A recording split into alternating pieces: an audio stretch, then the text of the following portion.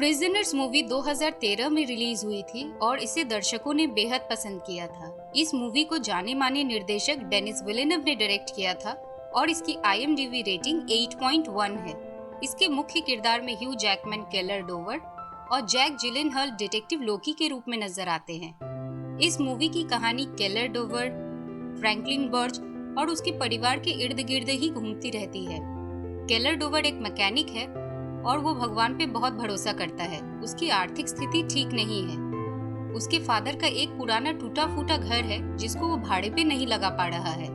एक दफा थैंक्सगिविंग के समय केलर डोवर, उसकी पत्नी ग्रेस, बेटा राल्फ और 6 साल की बच्ची एना उसके दोस्त एवं पड़ोसी फ्रैंकलिन बर्च के यहाँ डिनर के लिए जाते हैं। फ्रैंकलिन बर्च के परिवार में उसकी बीवी नैन्सी और बेटियां एलिजा और जॉय हैं। जॉय एना की उम्र की है।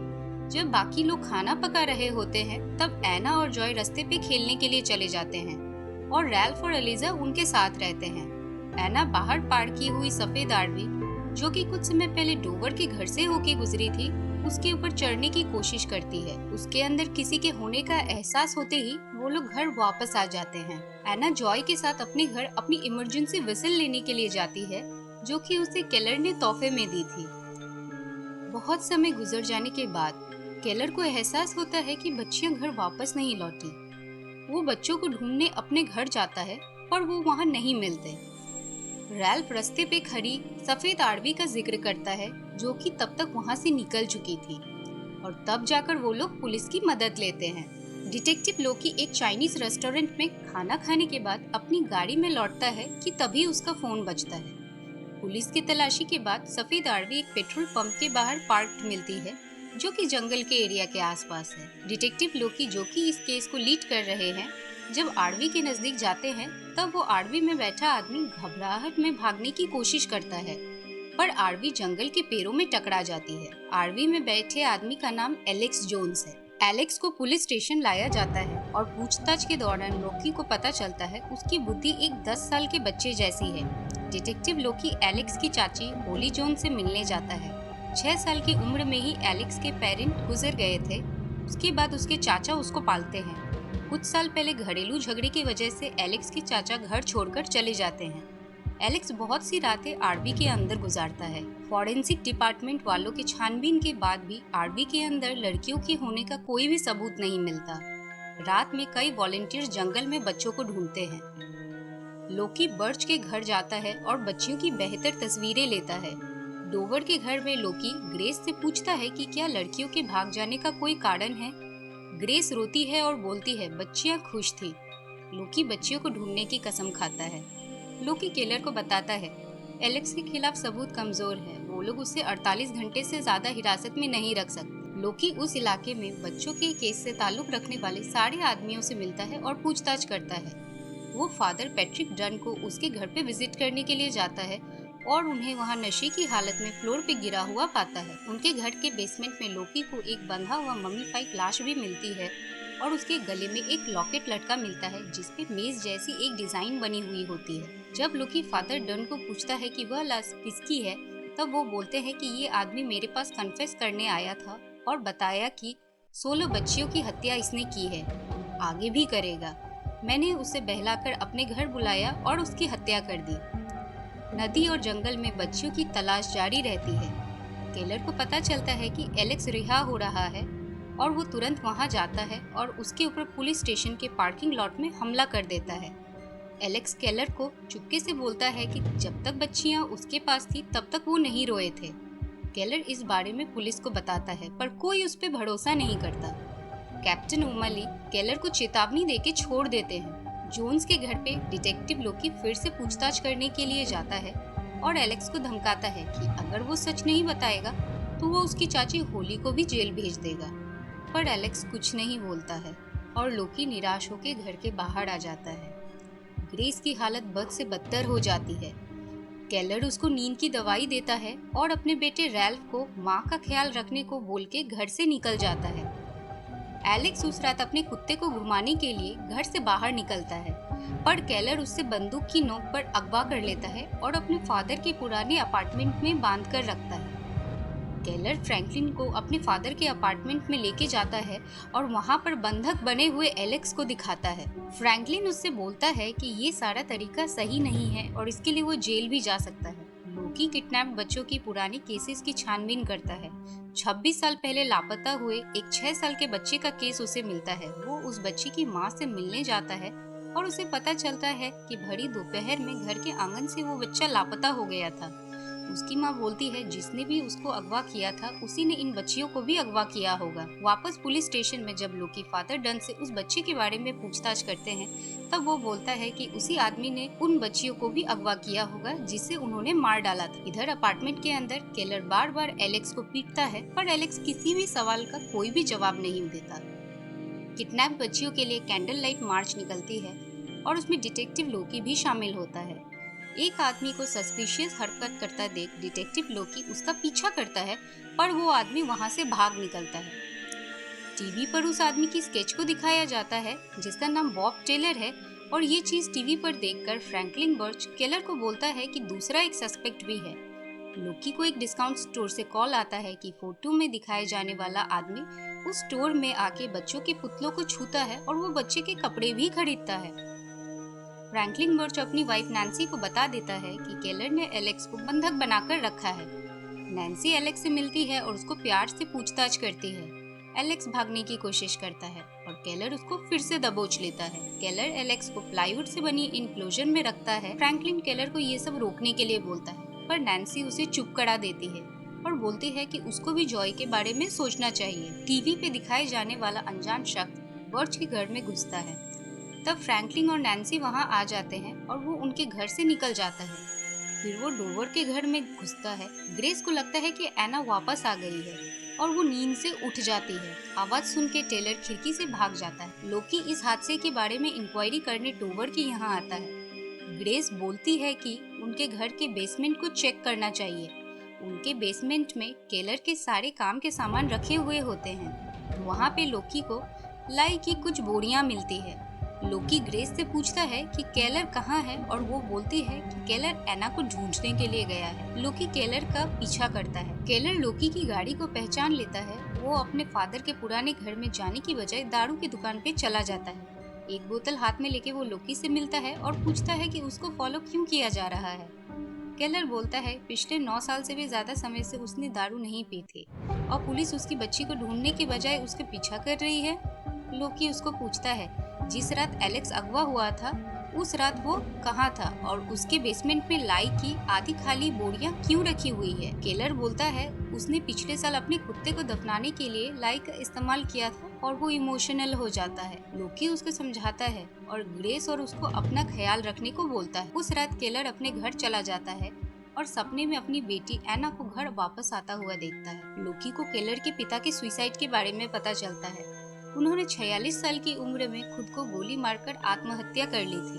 उनके अपार्टमेंट से कोई भी सुसाइड नोट बरामद नहीं हुई थी। वहां से लोकी को केलर के फादर के अपार्टमेंट का पता मिल जाता है। अगले दिन केलर एलेक्स को ठंडा और गर्म पानी डाल के टॉर्चर करता है। एलेक्स कोई भी उत्तर नहीं देता। लोकी केलर के फादर के अपार्टमेंट को ढूंढ लेता है और वहां पहुंच जाता है। लोकी को आता देख केलर एलेक्स को कोई भी आवाज नहीं निकालने को बोलता है और अपार्टमेंट के फ्लोर पे लेट के सोने की एक्टिंग करता है।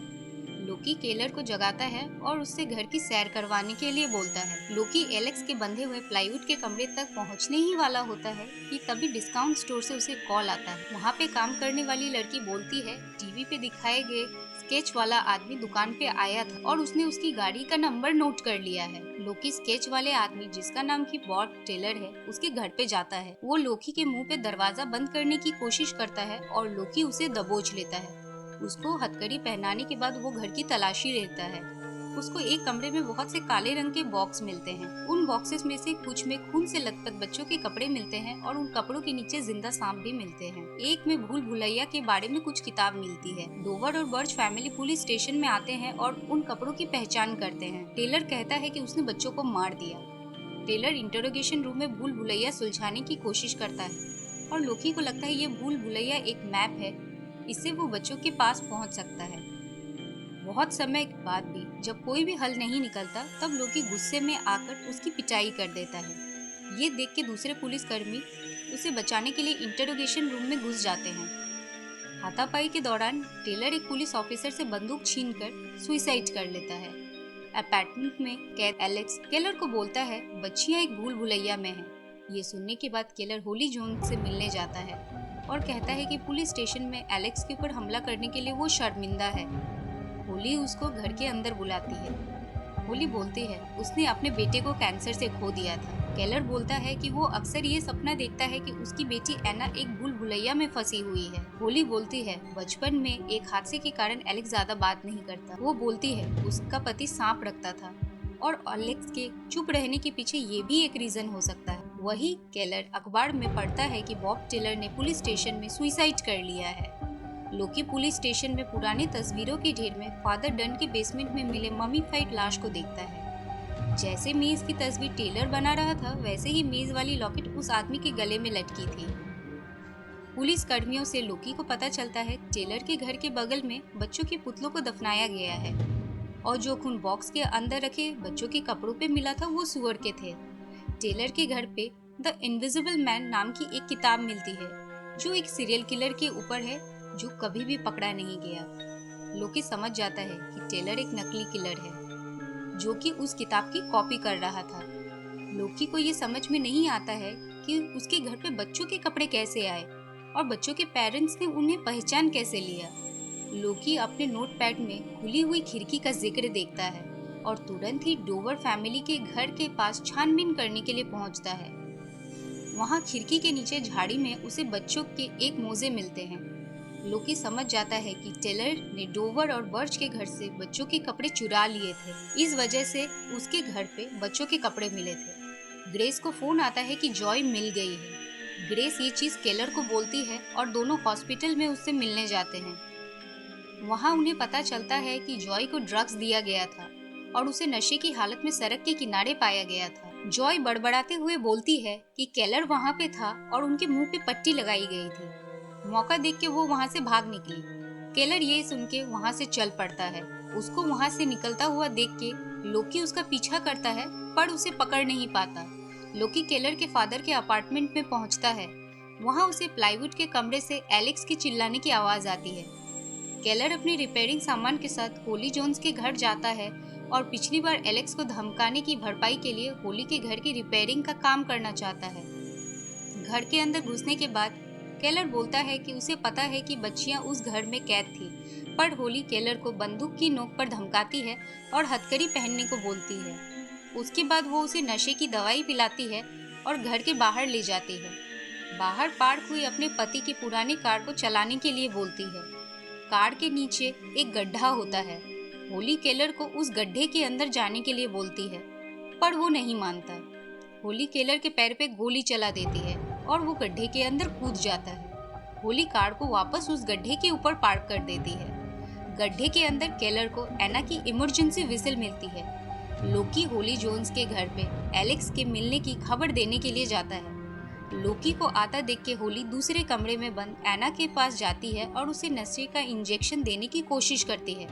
दरवाजे के सामने बहुत समय खड़े रहने के बाद लोकी घर के अंदर घुस जाता है। घर पे रखी तस्वीर में वो होली के पति को देखता है जिसके गले में मेज की लॉकेट है जो कि फादर डुन के बेसमेंट में मिली ममीफाइड लाश पे लटकी हुई थी। लोकी समझ जाता है कि होली जोन्स का पति ही वो शख्स है जो बच्चों को अगवा करता था और जिसके फादर डन ने मार दिया था। दूसरे कमरे से आवाज सुन के वो तहकीकात करने के लिए जाता है और वहाँ देखता है कि होली जोन्स एना को नशे का इंजेक्शन देने जा रही है। लोकी उसे रोकने के लिए बोलता है पर वो उस पे गोली चलाने की कोशिश करती है। गोलीबारी में होली की मौत हो जाती है और लोकी घायल हो जाता है। घायल अवस्था में वो एना को लेके हॉस्पिटल जाता है। अगले दिन लोकी अखबार में एलेक्स जोन की खबर पढ़ता है। एलेक्स जोन का नाम असलियत में बैडी मिलान और वो वही बच्चा है जिसे 26 साल पहले अगवा किया गया था।